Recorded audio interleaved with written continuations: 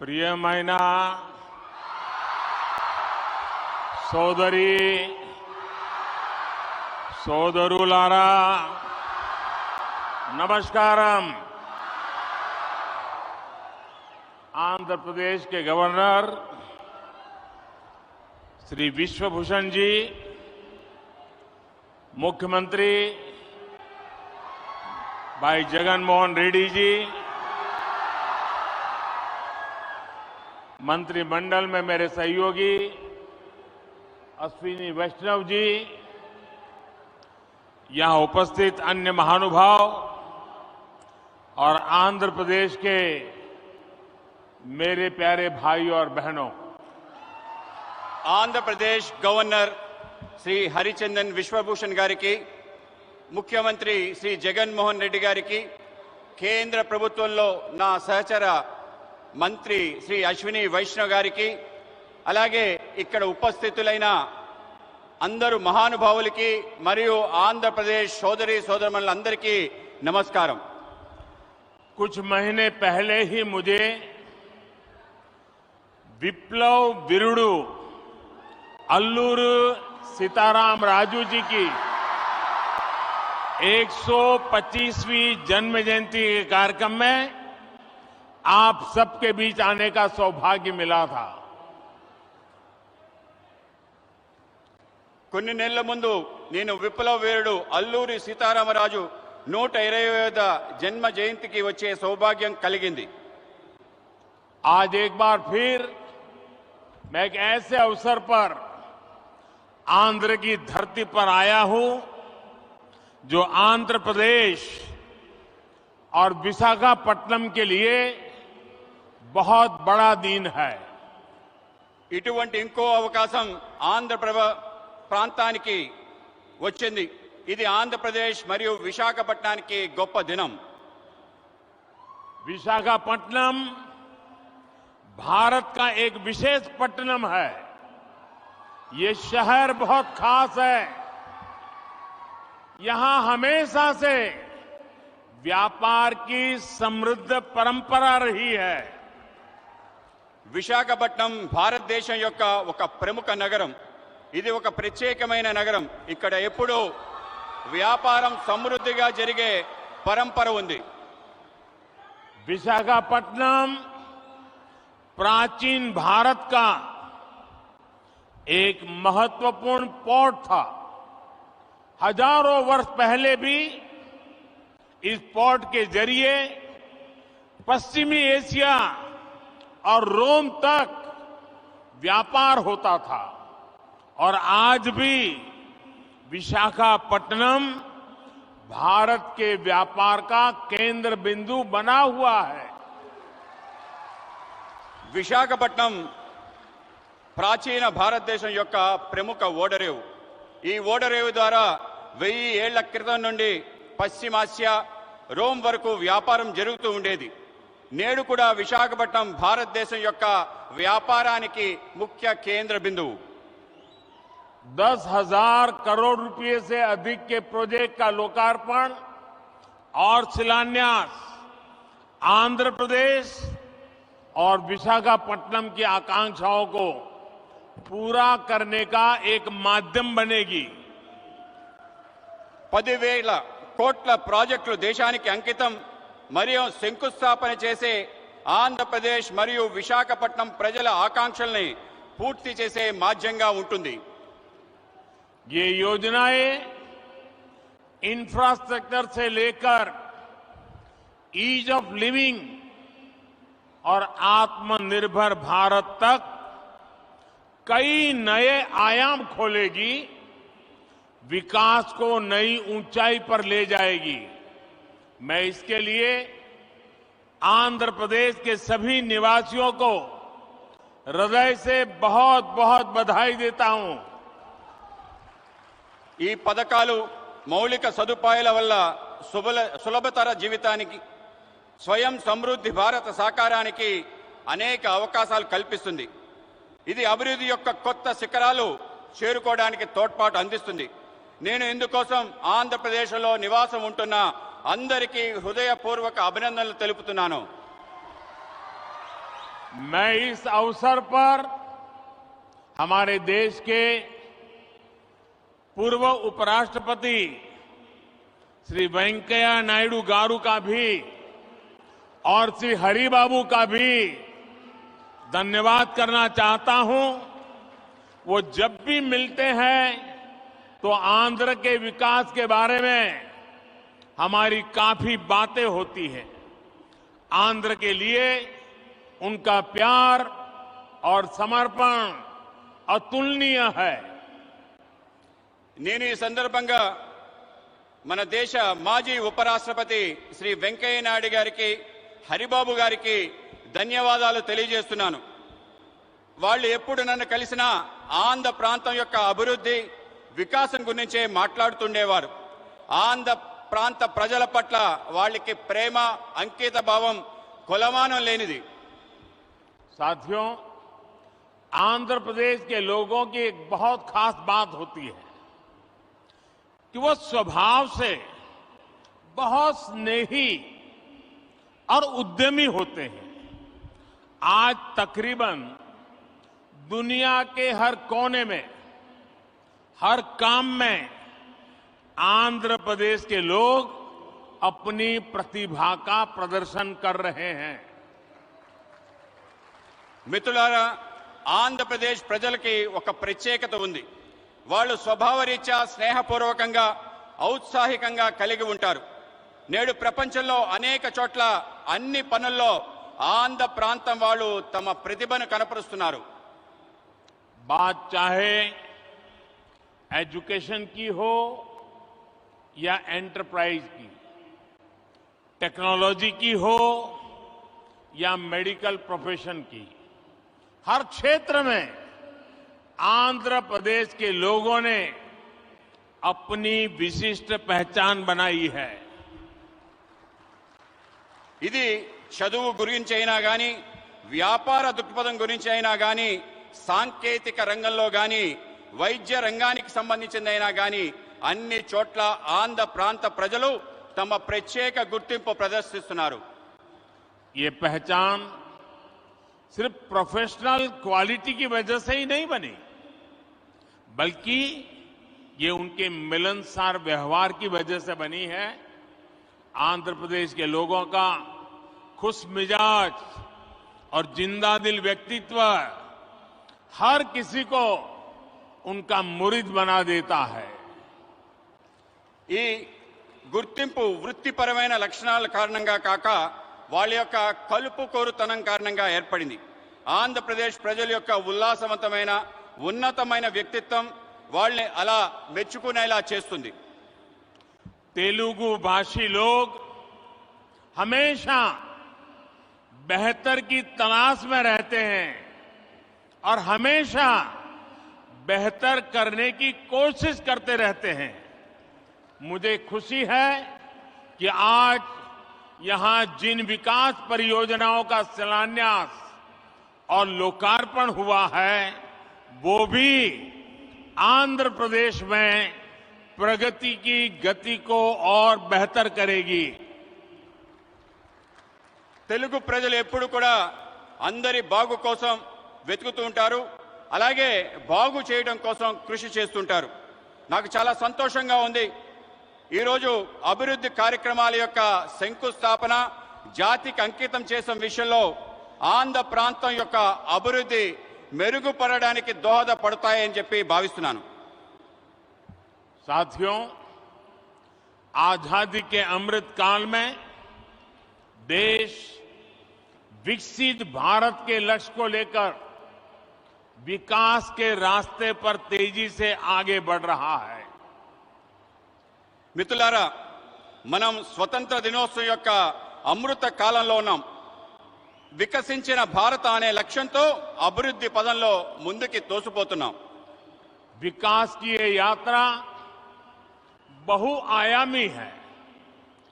इसमें सामान्य मानवीय के जीवन से जुड़ी जरूरतों की चिंता भी शामिल है। इसमें सबसे बेहतर आधुनिक इंफ्रास्ट्रक्चर का निर्माण भी शामिल है। అభివృద్ధి యొక్క ఈ యాత్రలో బహుముఖమైంది.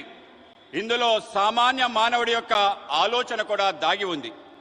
ఇందులో ప్రపంచంలో శ్రేష్టమైన ఆధునిక మౌలిక సదుపాయాలు నిర్మాణం కూడా ఉంది. आज के इस कार्यक्रम में भी इंफ्रास्ट्रक्चर पर हमारे विजन की झलक भी साफ दिख रही है। हमारा विजन है समावेशी विकास का, इंक्लूसिव ग्रोथ का। నేడు ఈ కార్యక్రమంలో మౌలిక సదుపాయాల కల్పనలో మా దార్శనికత యొక్క స్పష్టమైన సంకేతం కనబడుతుంది. మా ఆలోచన అంతా కూడా సమ్మిళిత అభివృద్ధి కోసం. इंफ्रास्ट्रक्चर को लेकर हम कभी ऐसे सवालों में नहीं उलझे कि हमें रेलवे का विकास करना है या सड़क परिवहन का। हम कभी इसे लेकर दुविधा में नहीं फंसे कि हमें पोर्ट पर ध्यान देना है कि हाईवे पर। మేము మౌలిక సదుపాయాల కోసం ఎటువంటి సందేహాలకి లోను కాలేదు. అది రైల్వేల అభివృద్ధి అయినా, రోడ్ల అభివృద్ధి అయినా, మనం పోర్టుల అభివృద్ధి చేద్దామా, రహదారుల అభివృద్ధి చేద్దామా అనే విషయంలో సందేహపడలేదు. इंफ्रास्ट्रक्चर के इस आइसोलेटेड व्यू से देश को भारी नुकसान उठाना पड़ा। इससे सप्लाई चेन पर असर पड़ा और लॉजिस्टिक्स का खर्च बढ़ गया। మౌలిక సదుపాయాల్లో ఇటువంటి లోపభూయిష్టమైన ఆలోచన కారణంగా దేశానికి భారీ నష్టం చవిచూసింది. మిత్రులారా, సరఫరా గొలుసు, రవాణా సౌకర్యాలు బహుముఖమైన అనుసంధానంపై ఆధారపడి ఉంటుంది. ఆ విధంగా ముందుకు వెళ్ళడానికి దోహదపడతాయి. साथियों, सप्लाई चेन और लॉजिस्टिक्स मल्टी मॉडल कनेक्टिविटी पर निर्भर करते हैं। इसलिए हमने इंफ्रास्ट्रक्चर के विकास को लेकर के नई अप्रोच अपनाई। हमने विकास के इंटीग्रेटेड व्यू को महत्व दिया। మిత్రులారా, సరఫరా గొలుసు బహుముఖమైన అనుసంధానంపై ఆధారపడి ఉంటుంది. ఇందుకోసం మేము మౌలిక సదుపాయాల కోసం ప్రత్యేకమైన ఒక కొత్త పద్ధతిని ప్రారంభించాం. మౌలిక సదుపాయాలు ఏకీకృత ఆలోచనలకు పెద్దపీట వేశాము. आज जिस इकोनॉमिक कॉरिडोर की नींव रखी गई है उसमें 6 लेन वाली सड़क का प्रावधान है। पोर्ट तक पहुंचने के लिए एक अलग सड़क भी बनाई जाएगी। एक तरफ हम विशाखापट्टनम रेलवे स्टेशन को संवार रहे हैं तो दूसरी तरफ फिशिंग हार्बर को अत्याधुनिक बना रहे हैं। నేడు ఎకనామిక్ కారిడార్ ఆర్థిక లోగళ్ల గురించి ఆలోచిస్తున్నాము. అందులో 6 రోడ్ల సదుపాయం గురించి ఉంది. పోర్టు వరకు చేరడం కోసం ఒక ప్రత్యేకమైన రోడ్డు నిర్మాణం చేయడం జరుగుతుంది.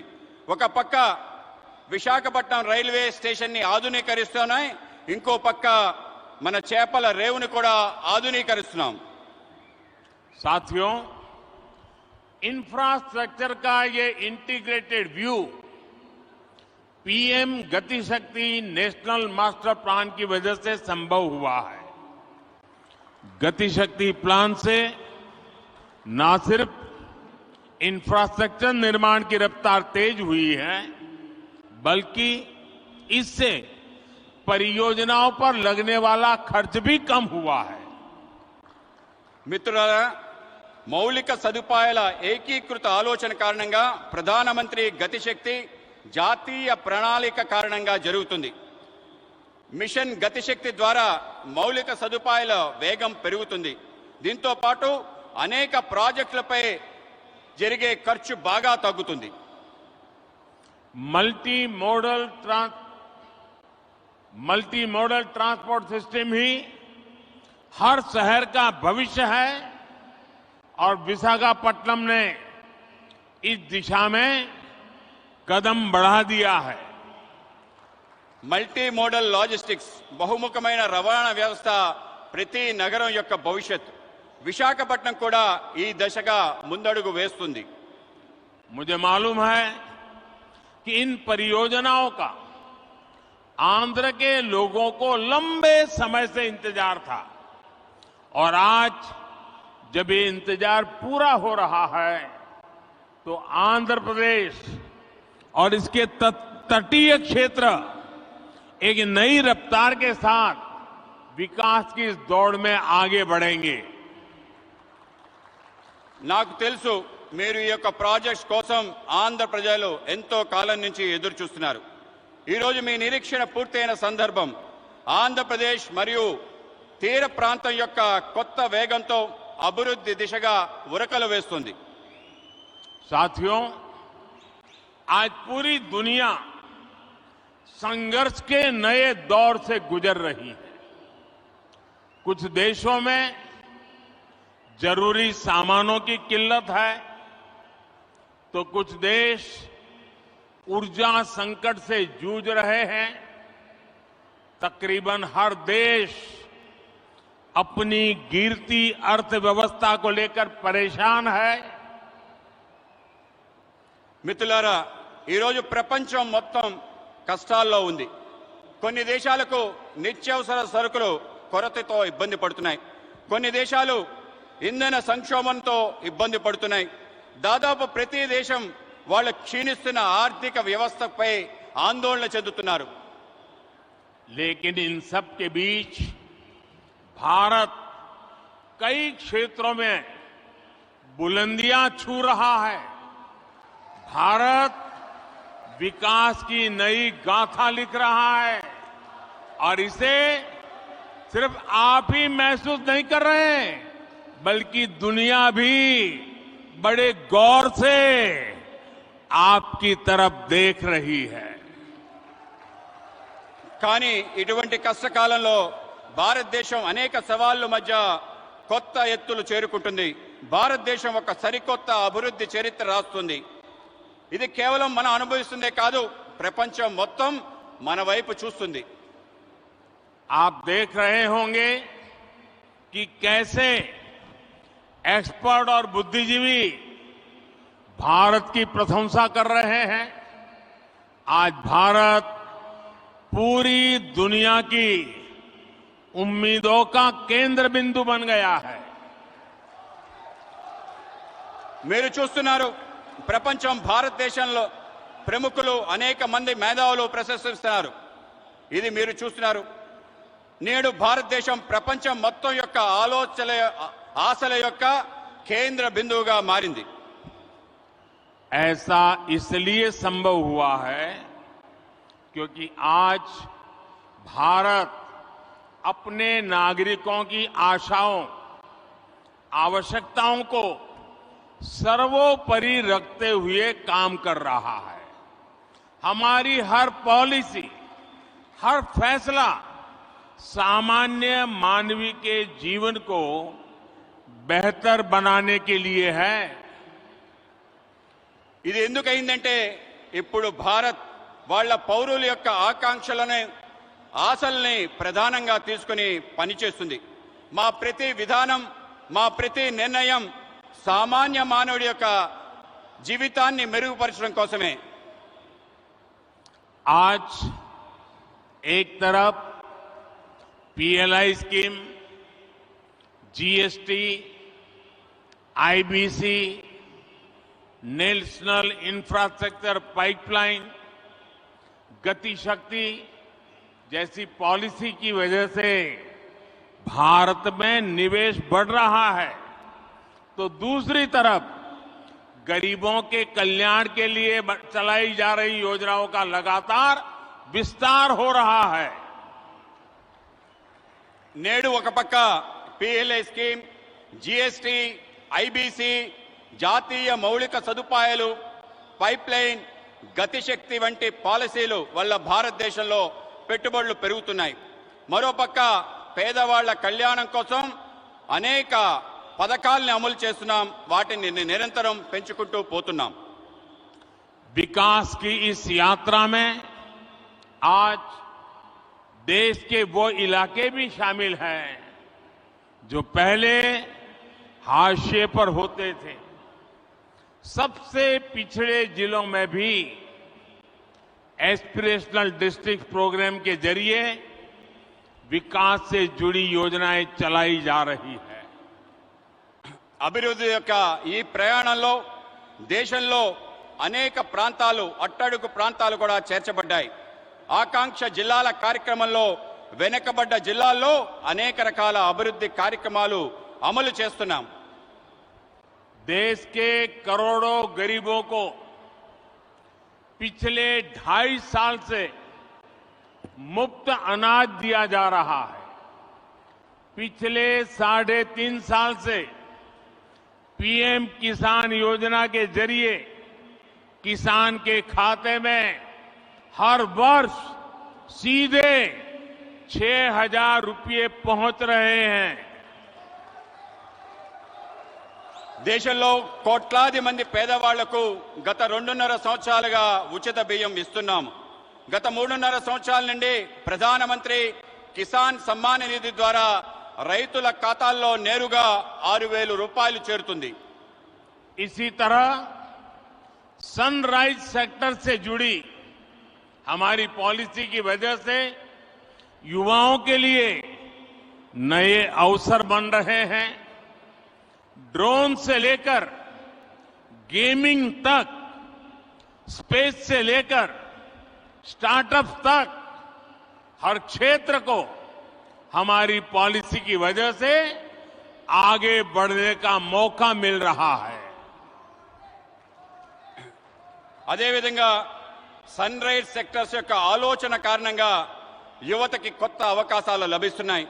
అది డ్రోన్ మొదలు గేమింగ్ వరకు, అంతరిక్షం నుండి అంకురాల వరకు అన్ని క్షేత్రాల్లో మా పనుల కారణంగా ముందుకు వెళ్ళడానికి అవకాశం దొరుకుతుంది. साथियों, जब लक्ष्य स्पष्ट होते हैं तो आकाश की ऊंचाइयां हो या समुद्र की गहराइयां, हम अवसरों को तलाश भी लेते हैं और तराश भी लेते हैं. आज आंध्र में मॉडर्न टेक्नोलॉजी के जरिए डीप वाटर एनर्जी को निकालने की शुरुआत इसका एक बड़ा उदाहरण है. మిత్రులారా, ఎప్పుడైతే లక్ష్యం స్పష్టంగా ఉంటుందో అప్పుడు అవకాశం యొక్క అంచులైన, సముద్రం యొక్క లోతులైన అవకాశాలని వెతుకుతాం, అవకాశాలని అందిపుచ్చుకుంటాం. ఈరోజు ఆంధ్రప్రదేశ్లో ఆధునిక సాంకేతిక పరిజ్ఞానం ద్వారా డీప్ వాటర్ లో ఇంధనాన్ని వెలికి తీయటం అనేది ఒక గొప్ప ఉదాహరణ మాత్రమే. और आज देश ब्लू इकोनॉमी से जुड़ी अनंत संभावनाओं को साकार करने के लिए भी बड़े स्तर पर प्रयास कर रहा है. ब्लू इकोनॉमी पहली बार देश की इतनी बड़ी प्राथमिकता बनी है. ఈరోజు దేశంలో నీలి ఆర్థిక వ్యవస్థతో ముడిపడి అనేక అవకాశాలు సాకారం కోసం పెద్ద ఎత్తున కృషి చేస్తున్నాం. బ్లూ ఎకానమీ మొదటిసారి ఇంత ప్రాధాన్యత అంశంగా చేర్చబడింది. मत्स्य पालकों के लिए अब किसान क्रेडिट कार्ड ऐसी सुविधा भी उपलब्ध है. आज विशाखापट्टनम फिशिंग हार्बर को आधुनिक बनाने का जो काम शुरू हुआ है, इससे हमारे मछुआरे भाई बहनों का जीवन आसान होगा. మత్స్యకారులకు కూడా కిసాన్ క్రెడిట్ కార్డ్ లాంటి సదుపాయాలు లభిస్తున్నాయి. ఈరోజు విశాఖపట్నం యొక్క మత్స్యరేవు ఆధునీకరణ పని ప్రారంభమవుతుంది. దీనివల్ల మత్స్యకార సోదరి సోదరుమణుల యొక్క జీవితం సులభతరం అవుతుంది. जैसे जैसे गरीब की ताकत बढ़ेगी और आधुनिक इंफ्रास्ट्रक्चर से जुड़े अवसरों तक उसकी पहुंच होगी, विकसित भारत का हमारा सपना भी पूरा होगा.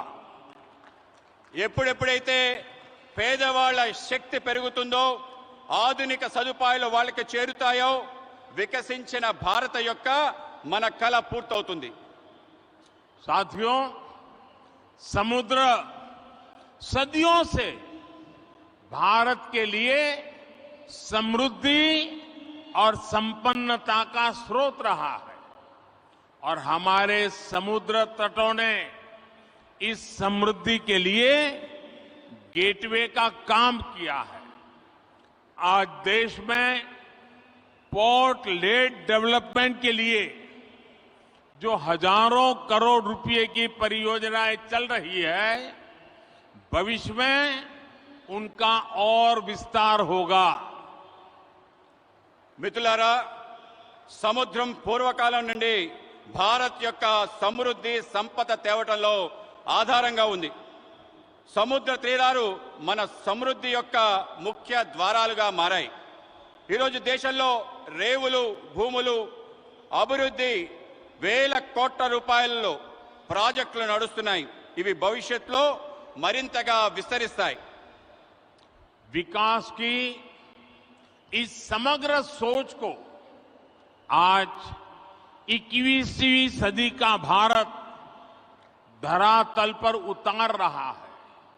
मुझे विश्वास है आंध्र प्रदेश देश के विकास के इस अभियान में इसी तरह बड़ी भूमिका निभाता रहेगा। అభివృద్ధి కోసం ఇటువంటి సమగ్రమైన ఆలోచన 21వ శతాబ్ది యొక్క భారతదేశం వాస్తవ రూపంలో అవతరిస్తుంది, వాస్తవ రూపంలో తీసుకొస్తుంది. నాకు విశ్వాసం ఉంది ఆంధ్రప్రదేశ్ దేశం యొక్క వికాసంలో పెద్ద భూమిక ప్రదర్శించబోతుంది. इसी संकल्प के साथ आप सभी का एक बार फिर बहुत बहुत धन्यवाद। ఇటువంటి సంకల్పంతో మీ అందరికీ మరోసారి హృదయపూర్వక ధన్యవాదాలు. मेरे साथ दोनों हाथ ऊपर करके पूरी ताकत से बोलिए, भारत माता की జై, भारत माता की జై, भारत माता की జై. बहुत बहुत धन्यवाद।